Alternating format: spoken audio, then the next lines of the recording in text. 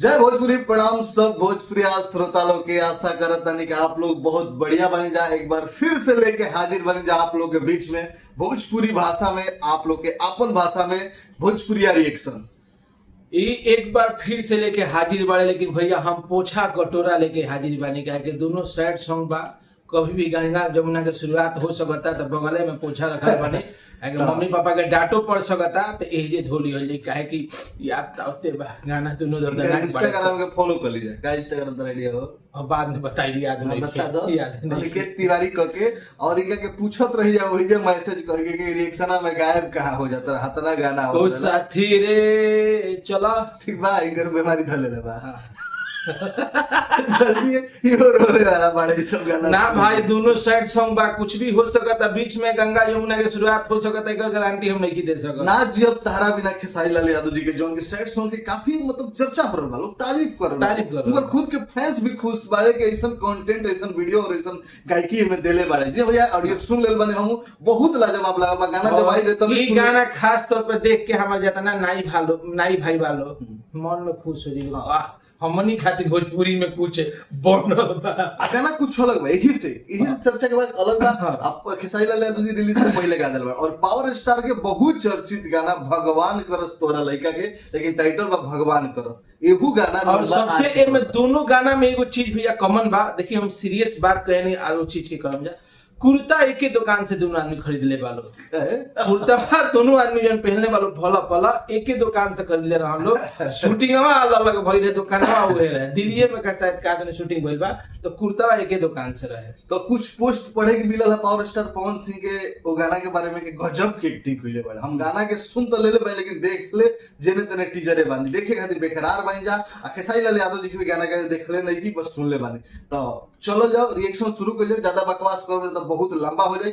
आप लोग से रिक्वेस्ट बा कि कोई रिएक्शन ब्लॉक हो जाता है, तो दोनों गाना चेक करनी है ब्लॉक नहीं के ऐसे साथ में करता नहीं। बाकी आवेले दिन मगर हर गाना सिंगले करम काहे कि कोई गाना हम YouTube पे भी डालले बानी जौन एगो ब्लॉक बा अहिरान गाना कइले बानी रिएक्शन, लेकिन वो ब्लॉक नहीं खे, लेकिन ओमे साथ में कोनो पवन सिंह के गाना कइले बानी वो ब्लॉक बा। तो कुछ गाना फेसबुक पर डाल देले बानी, जीजी Tiwari ji channel Facebook page चाहे फेसबुक आईडी सर्च करी जा और नीचे डिस्क्रिप्शन में लिंक भी बाटे। तो चलिए ज्यादा बकवास ना करते हुए रिएक्शन शुरू करी जाओ। लड़कियां गाने ले सब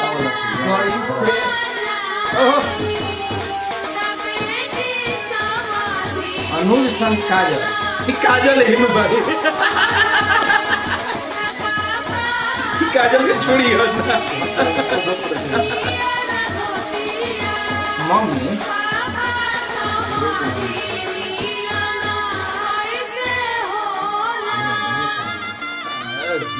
या होने कटा तो दोबारा काटता रहो।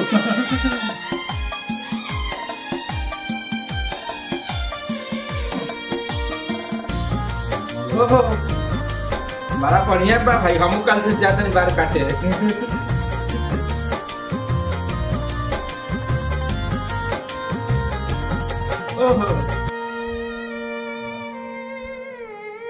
छोड़ के चल जाए हिट बा।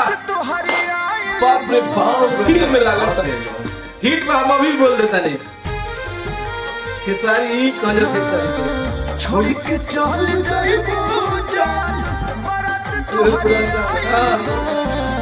ना जिए तोहरा बिना बहुत बढ़िया खेसारी भैया, बहुत बढ़िया गैया बड़ा जिए तोहरा बिना आज वे बुझा गाना नहीं है कि आज कल परसों के कोई ना रहे। वाह का शब्द बया दुल्हा गराई यो इन लिखले बया तोहरा आज वे बुझाइल बा ना जिए तोहरा नहीं होता आज वे बुझाइल बा। बहुत जबरदस्त। ई खेसारी लाल यादव के ई सेट सॉन्ग के इंतजार हम नहीं करेंगे। गाना के लिरिक्स कल परसों के कोई ना रहे प्यार वो टाइप की गाना बा, गाना हिट पे भाई। गाना के लिरिक्स और गाई ये भाई काल से हमू बार काटे जाए कि कुछ वो कहे और देखो बार काटला का फायदा उनको दाढ़ी छोड़ के चले जा मर देता खुश बाड़े बाबू तोहार खुश मोरे माई हाटता करे जा मोर सोनी के सहाना वाह वाह वाह वाह वाह वाह वाह हम भूखे मर जाई अंतरा मुखड़ा सब हिट में भाई सब खुशी से खाता हो ये भाई साइड वाला के हंसावत तारा लेके हमारा मौजपूर के दिल से पूरी छना ना जिया बेतुहारा मजबूरी के तेल से पूरी छनाइल बा बुझाइल ये अच्छा तरीका के देखो सच होता नहीं नहीं लागत नहीं कि दोस्तों लवस से लगी ठीक है बा दो लूप पे तनी से काम कर जा रहा है उहे बताई मिंगा काहे लड़की के शादी दूसरा जगह हो गई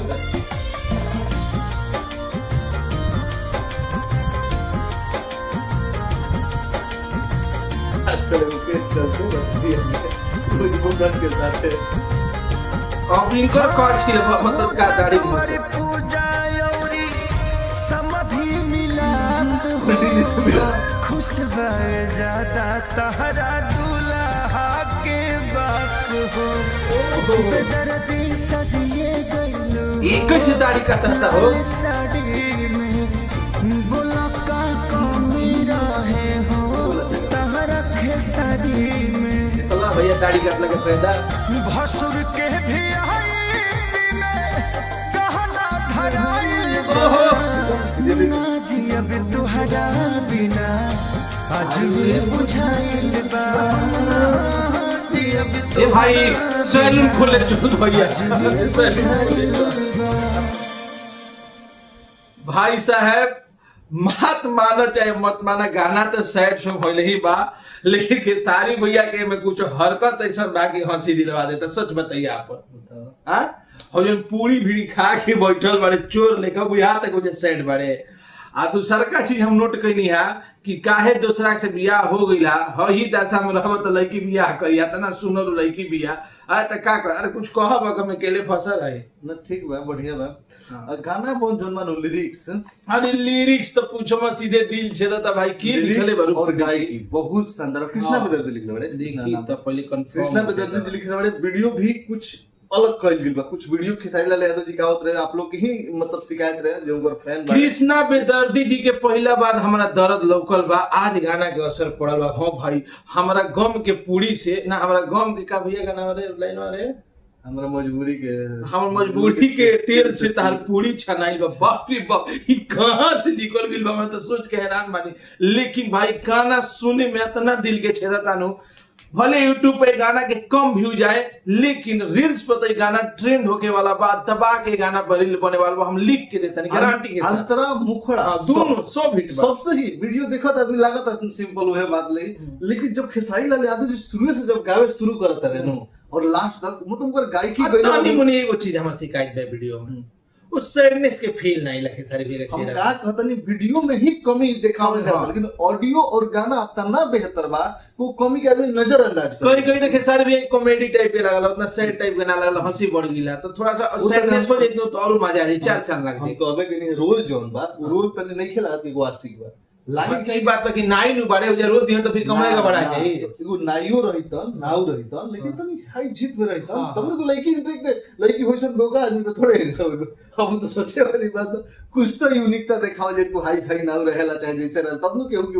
मतलब लड़की उहे देखे ले बॉडी होके पैसा होके आईफोन ले ले बाबू जे ई चीज तू चीज ना लगला उ चीज लागा जैसे एगो भिखारी लागत रे पागल लागत रे उ चीज के टाइप पता नहीं दोनों आदमी का पड़वा एक जगह से खरीद ले बालो शूटिंग के लिए बोल बा दूसरा का गाना पवन सिंह के पागल जोन बनल बड़े कपड़वा इहे ह के दूसरा ना ये कपड़ा है एक्सचेंज के बालो दोनों भाई में रिश्ता जब मजबूत चला था का कितना ओवर चर्चा हो गेल उनको बेकरारी हमारे से कंट्रोल होत नहीं के गाना के देख अगर स्टेजो से करे कहीं जाता लो नो तो हेलीकॉप्टर के आधा पैसा देके जाता लो चलिए तो रिएक्शन शुरू कर लो बाकी बीएफसी न्यूज भोजपुरी चाहे बीएफसी न्यूज पे रिव्यू जरूर देखम जा दोनों आदमी बैठ के डिटेल में रिव्यू करम एक एक पॉइंट पे ठीक बा अभी तो नॉर्मली आपके बता नहीं जा सिंगल सिंगल में रिव्यू हमने अपन करम जा चलिए रिएक्शन शुरू कर जा मीरा म्यूजिक गुड्डू कुमार सिंह बड़ भाई का भगवान करस टाइटल वाह पीछे का आवाज ठीक लगा था म्यूजिक तुझे ये फील देखिए वीडियो आज दादा कड़ा भी पड़े का 5 साल बाद 5 साल बाद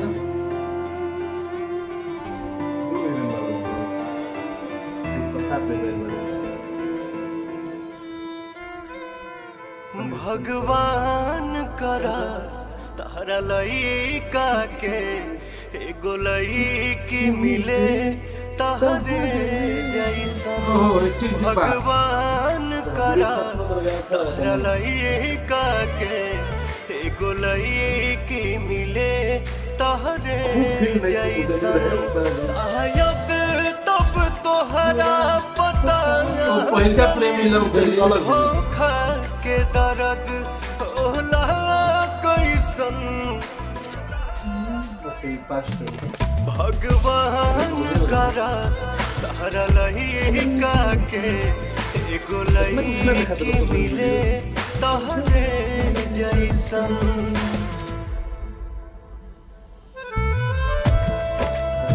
पेशाब कहाँ करत रह भोगले में उनका गाड़ी चुरा के चल देले।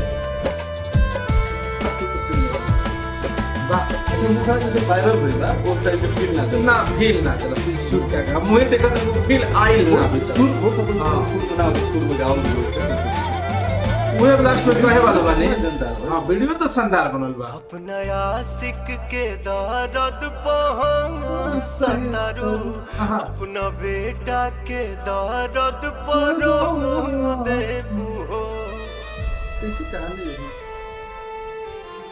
अंतरा अंतरा जानती सबको हत रहे तोहरा बारे में हो बाकी हमके न लागल की छोड़ देबू हो। तोहरा चलते ये जिंदगी लागता सुन जा अब जहर जैसन। ए हां ठीक भइल मजाक में सावत है। भगवान करस तारा लइका के एगो लइकी मिले तहरे जैसन। भगवान करस तोहरा लइका के एगो लइकी मिले तहरे जैसन। गजब एक्टिंग जबरदस्त वीडियो मतलब बार अभी देख अपना देख लो बुझाती है पूरा देख लो दूसर का प्यार हो गया 5 साल पहले ना पहले कैसे अफेयर टूटल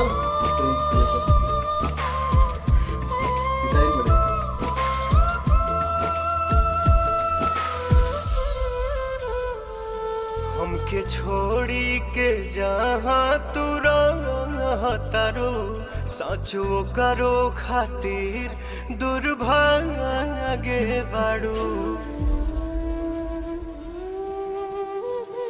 लुक लग रहा हम गीता पहाथ धोके कोही नु दे तू धोखा देवे में सबसे आगे बाड़ू।